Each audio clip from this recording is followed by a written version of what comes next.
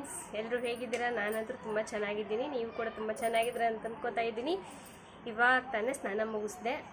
ಮಧ್ಯಾಹ್ನ ಬೇರೆ ನೋಡ್ತಿದ್ರಲ್ಲ ಎಷ್ಟು ಬೇಯ್ತಾ ಇದ್ದೀನಿ. ತುಂಬ ಸೆಕೆ ಆಗ್ತಾ ಇದೆ. ಇಬ್ಬರು ಮಲ್ಕೊಂಡಿದ್ದಾರೆ.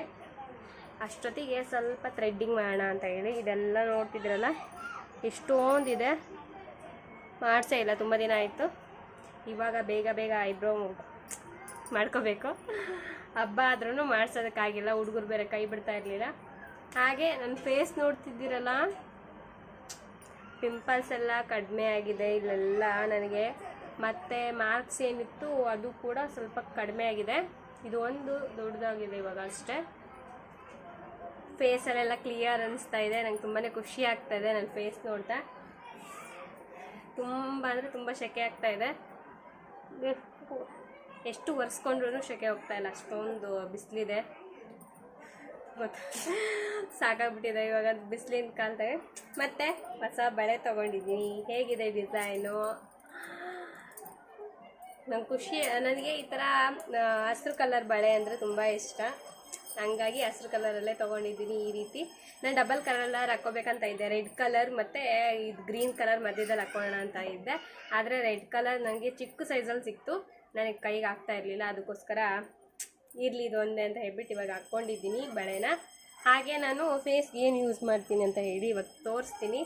ನಾನು ಈ ಕ್ರೀಮ್ನ ಇವಾಗ ಯೂಸ್ ಮಾಡ್ತಾ ಇದ್ದೀನಿ. ಆ್ಯಕ್ನಿ ಸ್ಟಾರ್ ಕ್ರೀಮ್ನ ಇದನ್ನ ಯೂಸ್ ಮಾಡ್ತಾ ಇದ್ದೀನಿ. ಸೊ ಒಳ್ಳೆ ರಿಸಲ್ಟ್ ಬಂದಿದೆ. ಹಾಗೆ ಆ್ಯಕ್ನಿ ಸ್ಟಾರ್ ಜೊತೆಗೆ ನಾನು ಏನದು ರಕ್ತಚಂದನ ಸೋಪ್ನು ಕೂಡ ಯೂಸ್ ಮಾಡ್ತಾ ಇದ್ದೀನಿ. ಒಳ್ಳೆ ರಿಸಲ್ಟ್ ಬಂದಿದೆ. ನಂಗೆ ತುಂಬ ಖುಷಿ ಆಗ್ತಾ ಇದೆ. ಇದನ್ನು ಡೈಲಿ ಒಂದ್ಸಲ ಅಪ್ಲೈ ಮಾಡ್ಕೊಳ್ಳೋದಕ್ಕೆ ಆಗ್ತಾಯಿಲ್ಲ. ಒಂದೊಂದ್ಸಲ ಮರ್ತು ಮಲ್ಕೊಂಡ್ಬಿಡ್ತೀನಿ. ನೈಟ್ ಟೈಮ್ ಅಷ್ಟೇ ಇದನ್ನು ಒಂದ್ಸಲ ಹಚ್ಕೋತೀನಿ ಡೈಲಿ. ಇದ್ರ ಪ್ರೈಸ್ ಬಂದುಬಿಟ್ಟು 115 ರೂಪಾಯಿ ಏನೋ ಇತ್ತು. ಹೌದು, 115. ಮತ್ತು ರಕ್ತಚಂದನ ಸೋಪ್ ಬಂದುಬಿಟ್ಟು 35 ರೂಪಾಯಿ ಸೋಪು. ತುಂಬ ಚೆನ್ನಾಗಿ ಬರ್ತಾ ಇದೆ. ಯಾರೆಲ್ಲ ಪಿಂಪಲ್ಸ್ ಇದೆಯೋ, ಮಾರ್ಕ್ಸ್ ಇದೆಯೋ, ನೀವು ಕೂಡ ಯೂಸ್ ಮಾಡಿ. ಇದು ನಿಜವಾಗಿ ನಾನು ಯೂಸ್ ಮಾಡ್ತಿದ್ದೀನಿ, ಅದಕ್ಕೋಸ್ಕರ ಹೇಳ್ತಾ ಇದ್ದೀನಿ. ಒಳ್ಳೆ ರಿಸಲ್ಟ್ ಬಂದಿದೆ ನನಗಂತೂ. ಇದನ್ನು ಕೂಡ ನೀವೇ ಹೇಳಿದ್ದೆ, ನಮ್ಮ ವ್ಯೂವರ್ಸೇ ನನಗೆ ಹೇಳಿದ್ದು, ಅಕ್ಕ ಆ್ಯಕ್ನಿ ಸ್ಟಾರ್ ಕ್ರೀಮ್ ಹಚ್ಚಿ ತುಂಬ ಚೆನ್ನಾಗಿ ಫೇಸ್ ಇದಾಗುತ್ತೆ ಅಂತ ಹೇಳಿದ್ರು. ಅದಕ್ಕೋಸ್ಕರ ಇದನ್ನು ಯೂಸ್ ಮಾಡ್ತಾ ಇದ್ದೀನಿ. ಹಾಗೆ ರಕ್ತಚಂದನ ಸೋಪ್ ಕೂಡ ನೀವೇ ಹೇಳಿದ್ದು, ಅದನ್ನು ಯೂಸ್ ಮಾಡ್ತಾ ಇದ್ದೀನಿ. ನಿಜವಾಗ್ಲೂ ಒಳ್ಳೆ ರಿಸಲ್ಟ್ ಬಂದಿದೆ. ನಿಜವಾಗ್ಲೂ ನಂಗೆ ತುಂಬ ಖುಷಿ ಆಗ್ತಾ ಇದೆ. ಸೊ ನೀವು ಕೂಡ ಟ್ರೈ ಮಾಡಿ. ಬೇಗ ಬೇಗ ಮುಗಿಸ್ಕೊಂಬಿಡೋಣ, ಇಲ್ಲಾಂದರೆ ಎದ್ದು ಬಿಡ್ತಾರೆ ಅವರು. ಬನ್ನಿ. ಈಗ ಐಬ್ರೋ ಮಾಡ್ಕೊಳೋದಕ್ಕಂತ ಹೇಳಿ ಪೌಡ್ರ್ ಹಚ್ಕೋತಾ ಇದ್ದೀನಿ. ಮನೇಲಿ ನಾವು ಯಾವ ಪೌಡ್ರ್ ಯೂಸ್ ಮಾಡ್ತೀವೋ ಅದನ್ನು ಹಚ್ಕೊಂಡ್ರೆ ಆಯಿತು. ಪಾರ್ಲರಿಗಂತೂ ಹೋಗೋದಕ್ಕಾಗೋದಿಲ್ಲ, ಇಬ್ಬರು ಬೇರೆ ಇದ್ದಾರಲ್ಲ. ಮತ್ತು ಎಲ್ಲಿಗಾರು ಹೋಗ್ತೀನಿ ಅಂತ ಹೇಳಿದ್ರೆ ಇಬ್ಬರು ನಾನು ಬರ್ತೀನಿ ಅಂತಾರೆ. ಇಬ್ಬರನ್ನ ಕರ್ಕೊಂಡೋಗಿ ಪಾರ್ಲರಲ್ಲಿ ಐಬ್ರೋ ಮಾಡಿಸ್ಕೊಳೋಷ್ಟರಲ್ಲಿ ಅಲ್ಲಿ ಭೂಕಂಪನೆ ಆಗಿಬಿಡುತ್ತೆ. ಹಾಗಾಗಿ ಮನೇಲೇ ಮಾಡ್ಕೋತೀನಿ. ನನಗೆ ಹೇಗಾಗ ಅನಿಸುತ್ತೋ ಆ ಥರ ಮಾಡ್ಕೋತೀನಿ. ಅಂದರೆ ನನಗೆ ಒಂದೊಂದ್ಸಲ ಶೇಪು ಕ್ಲಿಯರಾಗಿ ಬರುತ್ತೆ. ಅವ್ರೇನಾದರೂ ಅಡ್ಡ ಬಂದುಬಿಟ್ರೆ ಅಂದರೆ ಸರಿ ಹೋಗೋದಿಲ್ಲ, ಏನೋ ಪ್ರಾಬ್ಲಮ್ ಆಗುತ್ತೆ. ಬಟ್ ಇವಾಗ ಅಲ್ಲಿ ಮಲ್ಕೊಂಡಿದ್ದಾರಲ್ಲ, ಹಾಗಾಗಿ ನಾನೇ ಇವಾಗ ಮಾಡ್ಕೋತಾ ಇದ್ದೀನಿ. ಅವ್ರು ಎದ್ದೇಳೋಷ್ಟರಲ್ಲಿ ಇದನ್ನೆಲ್ಲ ಮುಗಿಸ್ಕೊಂಡಾದಮೇಲೆ ಆಯಿಲ್ ಹಚ್ಕೋಬೇಕು. ತಲೆ ಸ್ನಾನ ಬೇರೆ ಮಾಡಿ ಇವಾಗ ನೆನ್ನೆ ಮಾಡಿದ್ದೆ. ಇನ್ನೂ ತಲೆ ಪೂರ ಒಣಗಿದೆ ಅಲ್ಲ, ಸ್ವಲ್ಪ ಕಣ್ಣುರಿ ಬೇರೆ ಬರ್ತಾಯಿದೆ, ಬಿಸಿಲು ಬೇರೆ ಜಾಸ್ತಿ ಇದೆಯಲ್ಲ.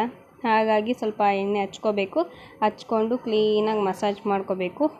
ಬನ್ನಿ ಬೇಗ ಬೇಗ ಮುಗಿಸ್ಬಿಟ್ಟು ಇವಾಗ ಆಯಿಲ್ ಹಚ್ಕೊಳ್ಳೋಣ. ಇವಾಗ ಐಬ್ರೋ ಕೂಡ ಮುಗಿಸಿದ್ದಾಯಿತು. ಇವಾಗ ಫಸ್ಟು ಒಂದು ಬಾಚಣಿಕೆಯಿಂದ ಕ್ಲೀನಾಗಿ ಏನು ಸಿಕ್ಕು ಗಂಟಿರುತ್ತೋ ಅದನ್ನೆಲ್ಲ ಬಿಡಿಸ್ಕೊಂಡ್ಬಿಡ್ಬೇಕು. ನಾವು ಎಣ್ಣೆ ಹಚ್ಚಿ ಮತ್ತೆ ಬಾಚೋದಕ್ಕೆ ಹೋಗಬಾರ್ದು. ಆ ರೀತಿ ಮಾಡಿದರೆ ಕೂದಲೆಲ್ಲ ಉದುರುತ್ತೆ.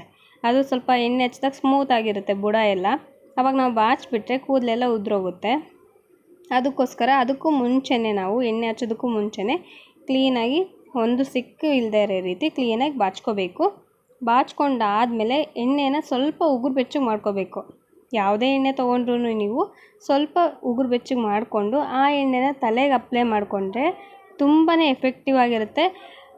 ಏನು ಕೂದಲಿನ ಬುಡ ಇರುತ್ತೋ ಅದಕ್ಕೆಲ್ಲ ಅದು ಎಣ್ಣೆ ಹೋಗುತ್ತೆ.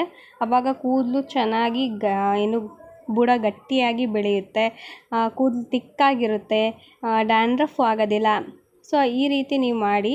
ಹಾಗೆ ಕೊಬ್ಬರಿ ಎಣ್ಣೆ ಅಷ್ಟೇ ನೀವು ಯೂಸ್ ಮಾಡ್ತಾಯಿದ್ರೆ ಅದರಲ್ಲಿ ಸ್ವಲ್ಪ ಮೆಂತ್ಯ ಕಾಳು ಹಾಗೆ ಕರಿಬೇವಿನ ಸೊಪ್ಪನ್ನ ಹಾಕಿ ಅದನ್ನು ಚೆನ್ನಾಗಿ ಕುದಿಸಿ ಆ ಎಣ್ಣೆನ ಒಂದು ಸ್ವಲ್ಪ ತಣ್ಣಗಾಗೋದಕ್ಕೆ ಬಿಟ್ಟು ಅದನ್ನು ಹಚ್ಕೋಬೋದು. ಇಲ್ಲಾಂದರೆ ಆ ಎಣ್ಣೆ ಅದನ್ನ ಮಾಡಿಟ್ಕೊಂಡು ಒಂದು ಬಾಟ್ಲಲ್ಲಿ ಹಾಕಿಟ್ಕೊಂಡ್ರೆ 1 ವಾರ 15 ದಿವಸದವರೆಗೂ ಆ ಎಣ್ಣೆನೇ ನೀವು ಯೂಸ್ ಮಾಡ್ಬೋದು. ಆ ರೀತಿನಾದರೂ ಮಾಡ್ಕೊಳ್ಳಿ.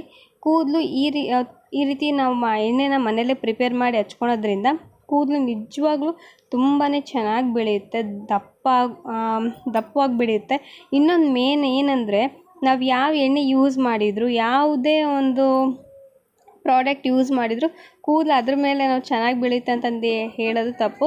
ನಮ್ಮ ಮನಸ್ಸು ಶಾಂತಿಯಾಗಿರಬೇಕು, ಒಂಥರ ಸಂತೋಷದಿಂದ ಇರಬೇಕು, ಚಿಂತೆ ಇರಬಾರ್ದು. ಏನದು ನಾವು ಫುಡ್ಡು ಕರೆಕ್ಟಾಗಿದ್ದರೆ ಕೂದಲು ನಿಜವಾಗ್ಲೂ ತುಂಬಾ ಚೆನ್ನಾಗಿ ಬೆಳೆಯುತ್ತೆ. ಇದು ಮನುಷ್ಯ ಅಂದಮೇಲೆ ಏನದು ಕಷ್ಟ ಸುಖ ಬಂದೇ ಬರುತ್ತಲ್ವ, ಅದನ್ನೆಲ್ಲ ಯೋಚನೆ ಮಾಡ್ಕೊತ ಕೂರಬಾರ್ದು.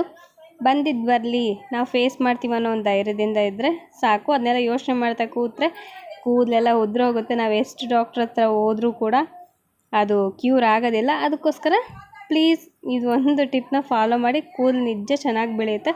ಹಾಗೆ ಒಳ್ಳೆ ಫುಡ್ ತೊಗೊಳ್ಳಿ, ಫ್ರೂಟ್ಸು, ಕಾಳುಗಳ್ನ, ತರಕಾರಿಗಳ್ನ ತಿನ್ನೋದ್ರಿಂದ ಕೂದಲು ಕೂಡ ಚೆನ್ನಾಗಿ ಬೆಳೆಯುತ್ತೆ.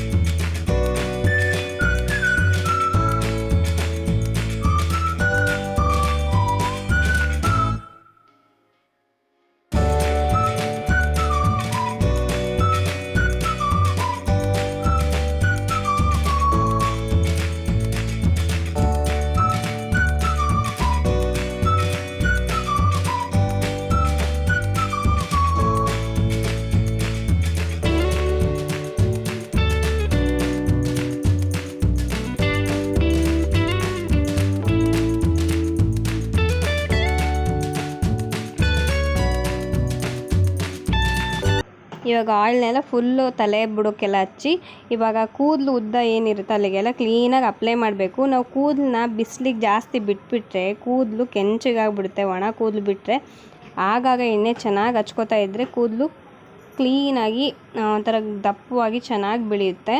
ಇವಾಗ ಎಲ್ಲ ಎಣ್ಣೆಗೆ ಎಲ್ಲ ಹಚ್ಕೊಂಡಿದ್ದಾಯಿತು, ತಲೆ ಬಾಚ್ಕೊಂಡು ಇವಾಗ ಪಾತ್ರೆ ಎಲ್ಲ ತೊಳೆದಿಕ್ಕಿದ್ನಲ್ಲ ಅದನ್ನು ಸರಿ ಮಾಡಿದೆ. ಹಾಗೆ ಇಲ್ಲಿ ಅಜ್ಜು, ಭ್ರಮರ ಮತ್ತು ನಮ್ಮ ಮನೆ ಎದುರುಗಡೆ ಇರೋವಂಥ 2 ಮಕ್ಕಳು ಸೇರಿಕೊಂಡು ಆಟ ಆಡ್ತಾ ಇದ್ದಾರೆ. ಅಜ್ಜು ಕಾರಿಗೆ ಹಗ್ಗ ಕಟ್ಬಿಟ್ಟು ಆಟ ಆಡ್ತಾ ಇದ್ದಾನೆ. ಏನು ಮಾಡೋದಕ್ಕಾಗಲ್ಲ, ಹುಡುಗರು ಅಂದರೆ ಒಂಥರ. ನಾವು ಫಸ್ಟ್ ಈ ರೀತಿಯೂ ಆಟ ಆಡ್ತಾ ಇರಲಿಲ್ಲ. ಒಂದು ಗಾಲಿಗಳು ತೊಗೊಂಡು ಕಡ್ಡಿಗೆ ಗಾಲಿಗಳ್ನ ಹಾಕ್ಬಿಟ್ಟು ಅದಕ್ಕೆ ಹಗ್ಗ ಕಟ್ಕೊಂಡು ಆಟ ಆಡ್ತಿದ್ವಿ. ಇಲ್ಲಾಂದರೆ ಟೈರ್ ಬರುತ್ತಲ್ಲ, ಸೈಕಲ್ ಟೈರು, ಗಾಡಿ ಆಟೋ ಟೈರ್ಗಳು ಬಂದು ತಗೊಂಡು ಅದ್ರ ಜೊತೆ ಆಟ ಆಡ್ತಾಯಿದ್ವಿ. ತುಂಬಾ ಚೆನ್ನಾಗಿ ಅನಿಸ್ತಿತ್ತು. ಇವಾಗ ನಮ್ಮ ಮನೆಯವರು ದೀಪ ಹಚ್ತಾ ಇದ್ದಾರೆ. ಆ್ಯಂಡ್ ಇವಾಗ ಟೀ ಮಾಡಬೇಕು. ಇವಾಗ ಬ್ಯಾಂಕಿಗೆ ಅಂತ ಬಂದಿದ್ವಿ, ಅಮ್ಮಂದು ಅಕೌಂಟ್ ಓಪನ್ ಮಾಡಿಸೋದಕ್ಕೆ. ಅಕೌಂಟ್ ಓಪನ್ ಮಾಡಿಸ್ಬೇಕು. ಅಕೌಂಟ್ ಓಪನ್ ಮಾಡಿಸಿ ಮನೆಗೆ ಹೋಗಬೇಕು. ಸೊ ನೆಕ್ಸ್ಟ್ ವ್ಲಾಗಲ್ಲಿ ಮತ್ತೆ ಸಿಗ್ತೀನಿ ಫ್ರೆಂಡ್ಸ್. ನಾವು ವ್ಲಾಗ್ ಹಾಕೋದಕ್ಕಾಗ್ತಾಯಿಲ್ಲ, ಸ್ವಲ್ಪ ಪ್ರಾಬ್ಲಮ್ ಇದೆ, ಅರ್ಥ ಮಾಡ್ಕೋತೀರಾ ಅಂತ ಅಂದ್ಕೊಂಡಿದ್ದೀನಿ. ನೆಕ್ಸ್ಟ್ ವ್ಲಾಗಲ್ಲಿ ಸಿಗೋಣ. ಬಾಯ್.